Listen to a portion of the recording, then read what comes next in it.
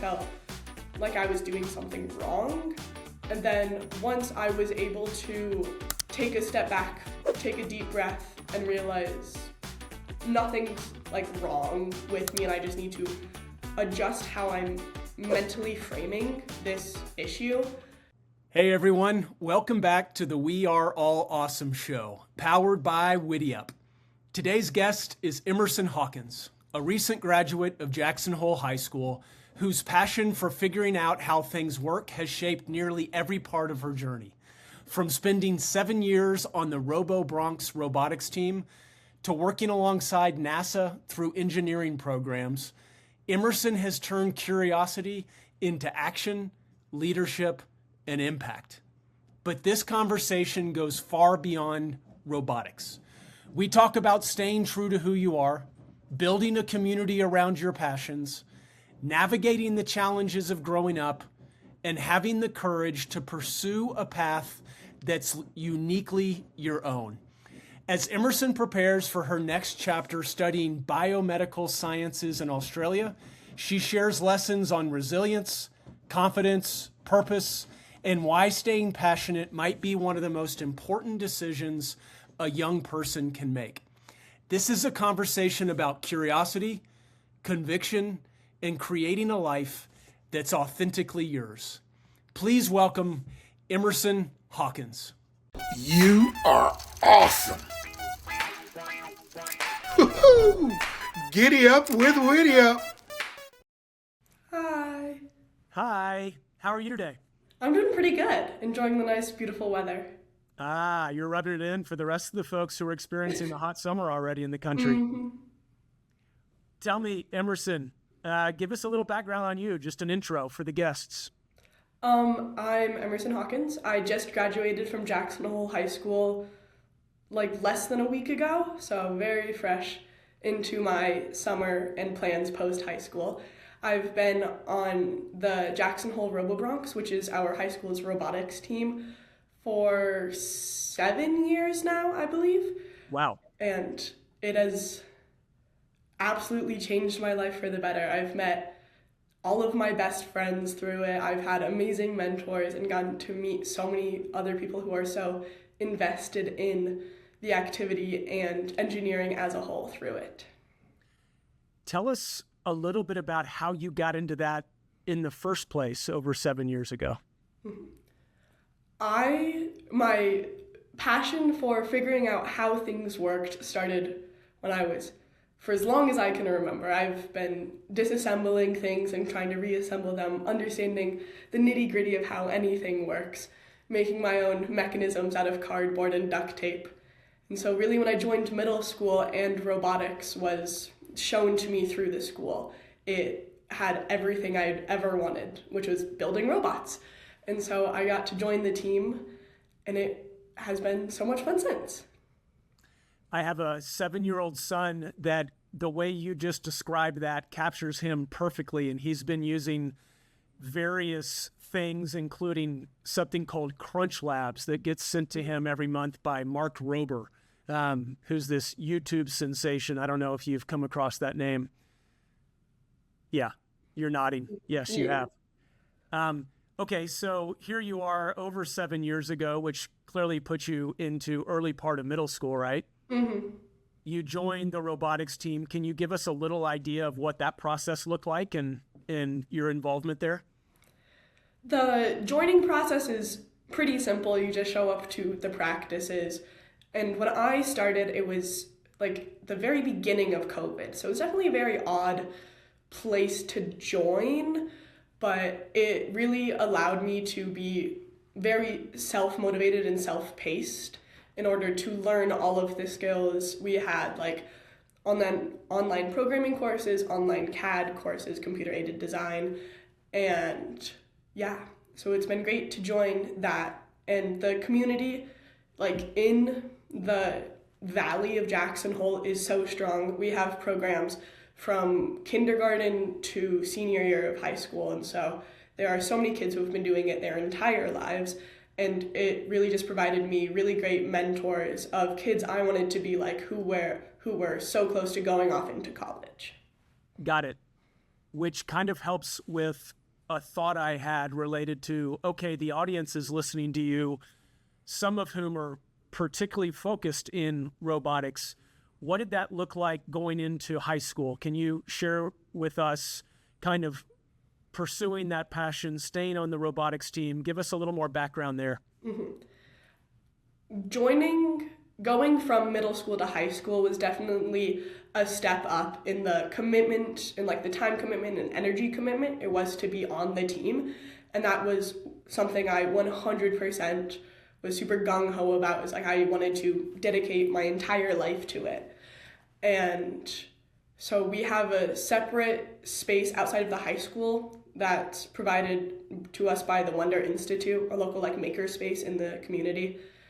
And so I'd go to the lab, is what we call it, like I want to say basically every day after school and some weekends, and just got to hang out with all of my heroes and join that community. And it definitely was a very large shift from middle school, where it was like 2 practices after school, to it being like 6 days a week. Wow.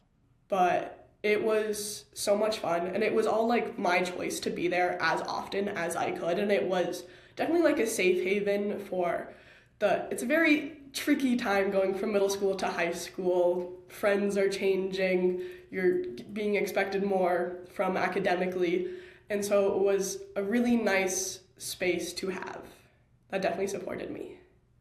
Yeah, I think that's so important for students to have that community, irrespective of what it is. I'm glad that's worked out well for you. So you shared at the beginning, you're someone who likes to figure things out, to disassemble, put back together, fix real-world problems. Can you speak a little bit about that and how you've applied that specifically through the robotics team and through your time over the last, call it 7 years? Yeah. So for robotics, each year you're given a new challenge, and then you have a few months to design a robot to complete the challenge to the best of your ability. And so you work with another team, and then you work against 2 teams. And so that's the element that I go into every season, which is like the beginning of the school year, so like September-ish. And putting my brain to use in a way of looking at all of the previous seasons and being able to see, oh, this worked for this specific element, and so I want to take this and this from each other like robot that I'm doing research on and put them into our brand new robot. It was really great to like mentally disassemble these other robots from super successful teams and to use my reassembling skills to create our robot. Where do you think this came from in the first place, this fascination, this approach to things in life, period, for you? I think like most kids, I love Legos, and so being able to like build with those and assemble all of the things and having the end goal be greater than the sum of the little bricks that you have. And then just through my parents, their never-ending support of providing me all of the cardboard and duct tape that was like, looking back now, like that was so much cardboard and duct tape, but it meant so much to me then, and it still means a lot to me now. And so being led through there and having the robotics team and engineering as a whole have a large space in the community, it was just kind of inevitable that I would fall into this path. Yeah. Tell me about your community specific to engineering robotics, friends and folks there. Give me a little insight into what that looks like for you. At the high school, we have an engineering program, and so I did 3 years of that, which end in NASA Hunch. It's like high schoolers united with NASA to create hardware. So that was my last year one, where I got to actually work with NASA to create different mechanisms in order to attempt to have our mechanisms get sent up to the space station. So that was like already an amazing program. And I also love space so much. I've been telling people since I was 7 that I want to build rockets for NASA. So it was such an amazing opportunity to get to actually work with them.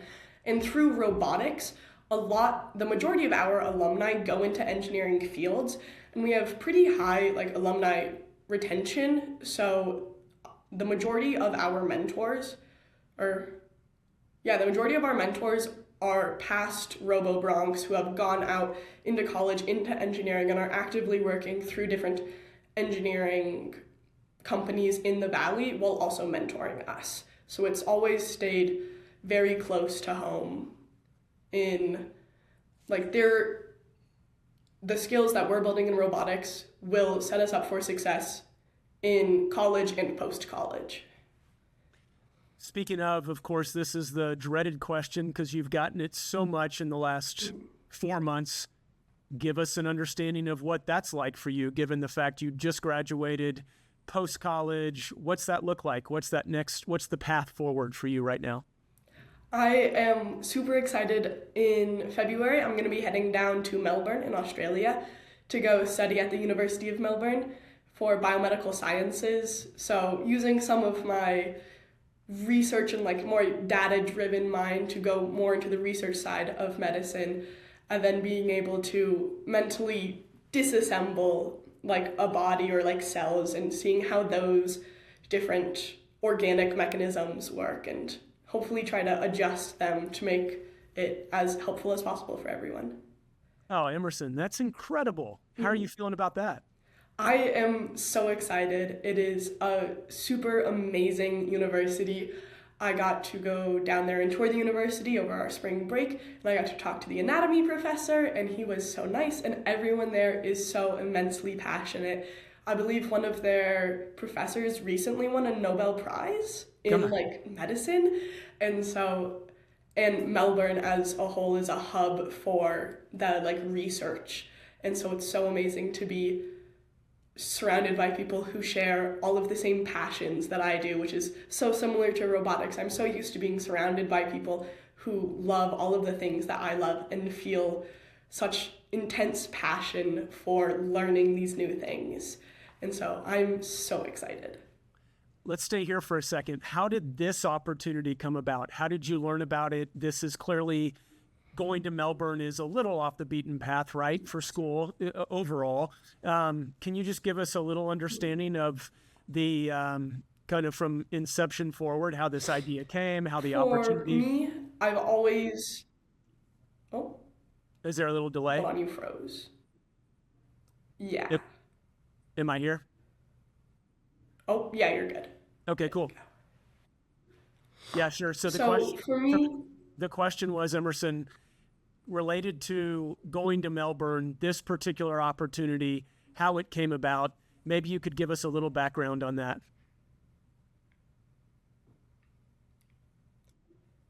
Mm-hmm. I think for me, I've always been very lucky growing up. I've gotten to travel a lot and see the world, and it's so amazing. And Jackson is such a bubble. It's such a small community, which for growing up here, it was super amazing. Like I got to know everybody, and it's like I live on the same road as the majority of my family, so it's so great to be so close to everyone here, but it also leaves me hungry for taking a big step out into the world. And so going international for schools seemed very much like a no-brainer to me. And after I took anatomy my junior year of high school, I just like rejoined the fascination on like the human body and like medicine and science in that sense.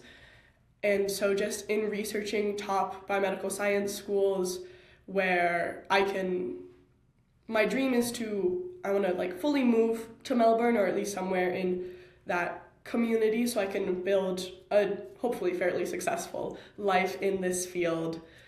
And Melbourne just seemed like the most amazing opportunity for me. Emerson, what will you do between now and January when you leave for Melbourne? I will continue working this summer. I'm working with our head coach, Gary Duquette, to run robotics camps for, I believe, elementary and middle schoolers. And yeah, that's going to be a lot of fun. And I also do a lot of babysitting in my free time. So just hanging out with all my friends before we all leave off and hopefully making some money. You mentioned success in life. What does success look like for you? In my immense passion for health and science, I've done so much research into that side, and seeing the large gap between men's health research and women's health research, it has been immensely frustrating to see. And like, I've gone through some of my own personal health issues, and so in talking to a lot of my friends and a lot of their parents, especially the moms, there are hundreds of stories of other women being like, oh yeah, I've also had this, where it's just like, I've been dealing with this one symptom for years and years and years and years, and I've gotten no help from it. You go to a doctor and they just ask if you're pregnant or if you're on your period. And women's health is so much more than that. I think PMS is such a large part of women's health, but it's not the entirety of it. And so my goal is to be able to do so much research in the field to hopefully level out the playing field for women and men's health. And then my end goal is to be as renowned enough or respected enough in this field to where I can take a leadership position, and then I can help advocate for all of the other women in the field, so I can help make sure all of their voices get heard and help hopefully take some women out of pain. That's phenomenal. Mm-hmm. Thank you for that commitment that you're making. Where do you think that comes from, wanting to make an impact in the world? I think part of being in Jackson, our high school is so much smaller than a lot of other places, and so I've been able to feel like I personally can make a difference, and just kind of going out into the world with the confidence that, like, when I walk into a room, I can make a change and I can impact the world for the better. That has been so immensely freeing, and my confidence in myself is pretty high because I've been able to make those changes in our community. And so it just seems inevitable that I will also be able to make these changes out in the world, because I know I have the dedication and the hard work in order to achieve my goals. There's students that are watching this from all over. Do you think your experience is somehow unique, or can the things you've learned and done be applied whether you're in Jackson, small community, or Chicago or LA or New York? Is there something that can be applied everywhere that you would speak to? I think 100%. And the self-determination and belief in that your actions create the world or create your life that you want to have, and moving in towards that, like, internal control of your life and the world around you, I think is applicable to everyone.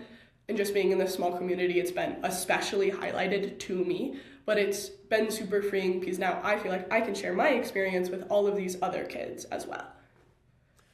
While you have that opportunity to share with lots of other students, inevitably, undoubtedly, we bump up against roadblocks and hard times, and things come our way. What are some resources or tools or tips or tricks you could pass on here that might be helpful for that same student that is early on in their journey that wants to get where you are, literally where you are today? What has been so crucial I've definitely had rough bits in my high school career.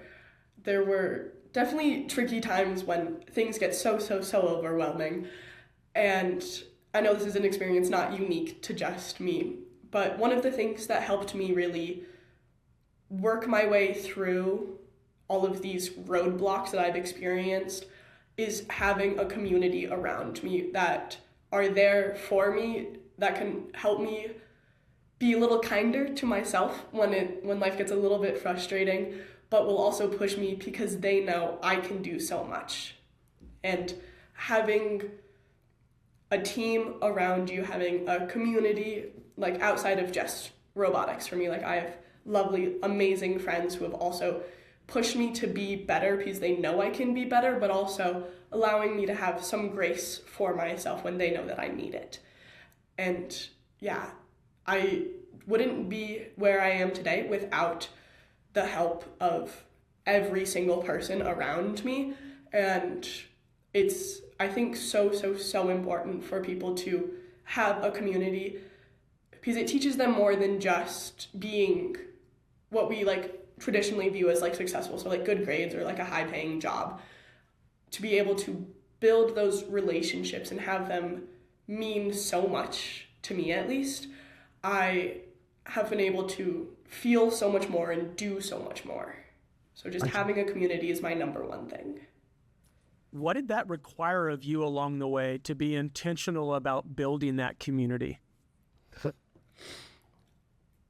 It definitely took a little figuring out.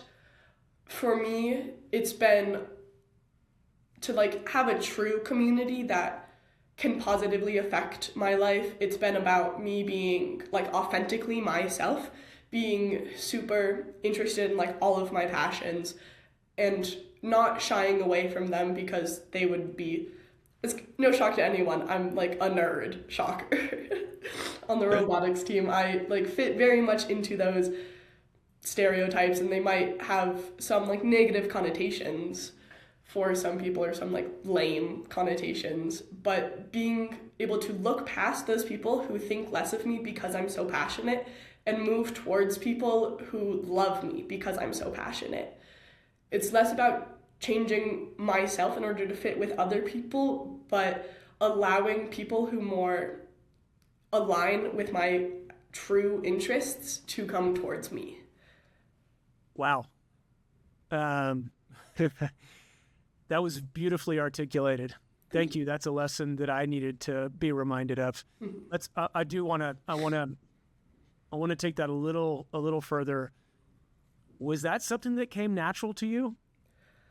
Definitely not. It took a few tries for sure to be in a friend group surrounded by so many other people, but still feeling like an internal gap in between like what I think I should be feeling because I have like all of these friends versus what I'm actually feeling, and taking the time to like sit down and think about it and be able to have these hard conversations with myself or like with some of my friends, and being able to take a step back from certain people, not because they've done anything to hurt me or anything, but because I know that that's not what I need for me right now.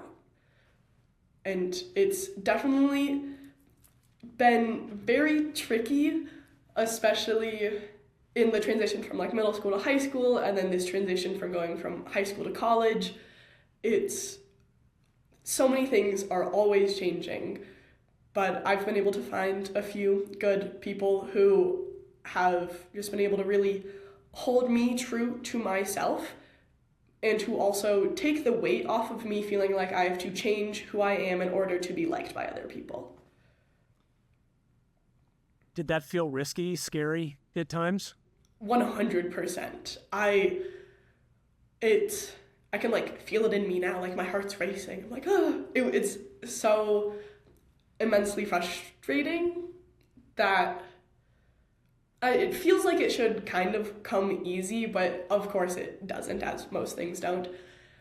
And I know for so many other high schoolers as well, so many people have interpersonal relationship struggles, and it was at first a little alienating because I felt like none of my friends were like talking about any of these like issues that they were having, and so I felt like I was doing something wrong. And then once I was able to take a step back, take a deep breath, and realize nothing's like wrong with me and I just need to adjust how I'm mentally framing this issue, then it became far more achievable in order to have a community of people who I am okay with, or who are more okay with me. I'm going to share something back with you that I heard within that I want to touch on, which is even now talking about it, you can feel your nervous system a little dysregulated. Is that right? Yes.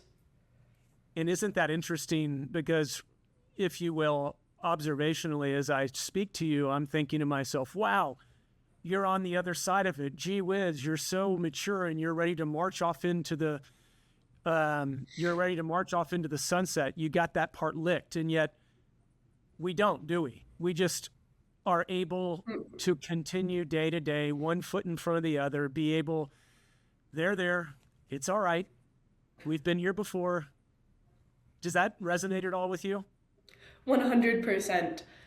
And the mindset of taking it one day at a time and focusing on the things I can change or the actions I can do that can make me not only feel better now, but also set me up for success down in the future has been very difficult to have to reframe the mindset.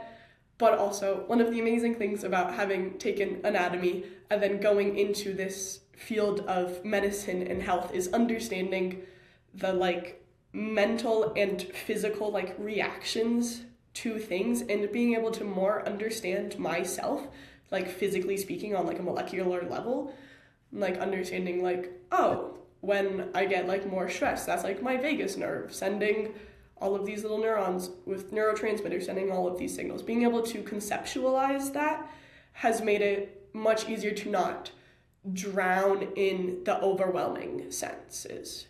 Being able to take a step beyond that. Yeah. Is there an activity, something that you do that also is another tool that you have found to be helpful? 100%. I love working out so much. I've done, I'm not going to say every sport, but I've done the majority of sports in my elementary and middle school.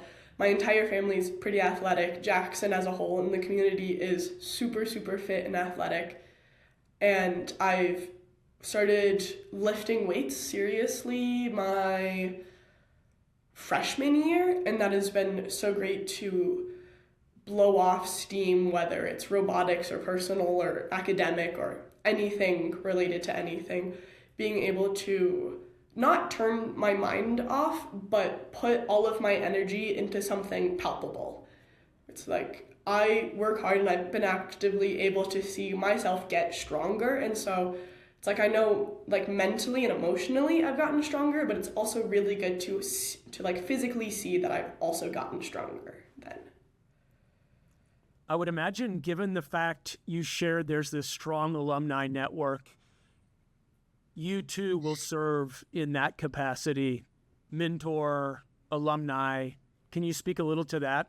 Yes. And so as high schoolers, I've been coaching the middle school Lego robotics team for the past 3 years. And so I've gotten to know all of the kids who will be joining the team once I'm gone. And then with my continued work with our coach, Gary Duquette, over the summer, being able to just imbue as much robotics as I can into the community. And then Melbourne and Australia as a whole also has robotics programs. And then since I don't leave until later than the average college student, I will have more time to be able to help set up my team for the beginning of this next season when I won't actually be there to help them. And so moving from the captain of the team and being so entirely emotionally invested in the team to being more of a coach or a mentor with that one level of separation, I think will definitely be an interesting experience because it's so entirely unlike anything I've ever done in relation to robotics. But having seen all of my mentors who are alumni be able to take it so well or do so well, it's very inspiring. So hopefully I can help my team with this too. Oh, I know you will. Emerson, I think if I remember correctly, aren't y'all preparing for a trip that you qualified for through a level of competition within the robotics team? I know that you raised a lot of money on WittyUp for that particular trip. Can you speak to that? Do I have my timing off a little bit?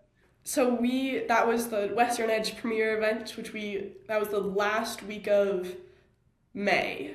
Oh, okay. So it was 10 days. It was 10 days ago. Yes. Almost. Yeah. And so that was an amazing experience, and it's an entirely different ball game going to compete in California or in any other competition, basically aside from Wyoming. Wyoming is a very small robotics community.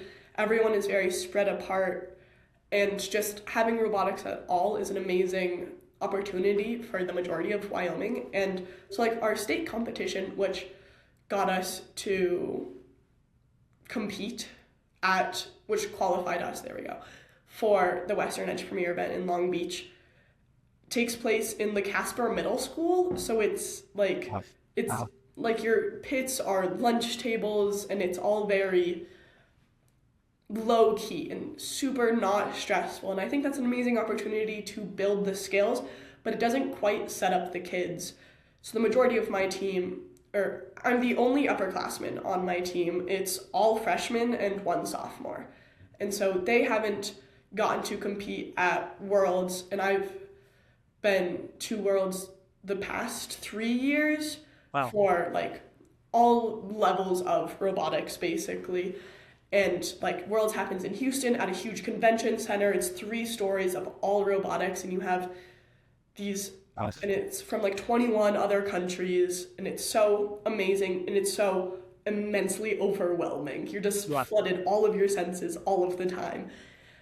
And with qualifying for the Long Beach event, it was like the perfect middle ground to bring all of my underclassmen kids into something a little more serious. We competed at a convention center against 7 other countries, and obviously other schools throughout the country. But finding that nice middle ground where it's like, I don't want to scare all of these kids off of robotics because of how you're like thrown immediately into the deep end. Yeah. And that's what happened to me my freshman year, and it was very jarring. But being able to have this middle ground, I think will help set them up for success, because they're also immensely talented and they're going to do so well. And so I see no world in which they don't go to Worlds for the next future years. And so I think having this good middle ground where the stakes are higher, the intensity is higher, everyone's more stressed, but being able to build those teamwork skills will help set them up for success for when they go to Worlds. Their team isn't going to fall apart, and they will all be able to feel the stress of being at Worlds or being at another high-level competition, but not have it push them past their breaking point. Yeah. Yeah. Oh, what a neat opportunity. Mm-hmm. And congratulations to y'all for thank you. achieving that. That's a big deal. Mm-hmm. What a neat way to, if you will, graduate from the program, and also clearly literally graduate from high school with that experience, almost that culminating experience, right? Yeah. As you think and reflect back, and I'm going to ask you a question that we ask every guest on the We Are All Awesome show at the end, which is, you are now coming alongside your younger self. Let's pretend you're coming alongside your 10-year-old self, your 8 or 6-year-old self, and you have a piece of advice that you wish you had known at that moment, that time of your life. What would you say? I would probably tell myself to stay passionate. I think there are so many times when the world tries to tamp down someone's passion or someone's true self, or even if it's self-inflicted and comparing yourself to others, to just stay passionate and to stay true to who I am. I think I would have come into who I am now way earlier on, and I just can't imagine how much more fun it would be to be able to do that. Smiling big, because I love that. Again, advice I can use Emerson, this has been a pleasure. It's been something that I've wanted to do and get you on for a while now, having seen the success you've had and the impact that you've made. I'm excited about your next step, and we will be following you, if you will, so we'll keep in touch. For all of y'all out there, as Emerson shared, stay passionate, stay true to yourself. The earlier you can remember to do that, as Emerson pointed out, the more fun it'll be along the way. Stay true to your authentic self. If you've heard something here that's resonated, that stuck out, we hope that you will subscribe and like, and are grateful that you have joined us as an audience member. As I offered, it's been a great privilege, Emerson, to spend some time with you here, and thank you for the conversation. Yeah, of course. Thank you for having me. As I often say, make it count.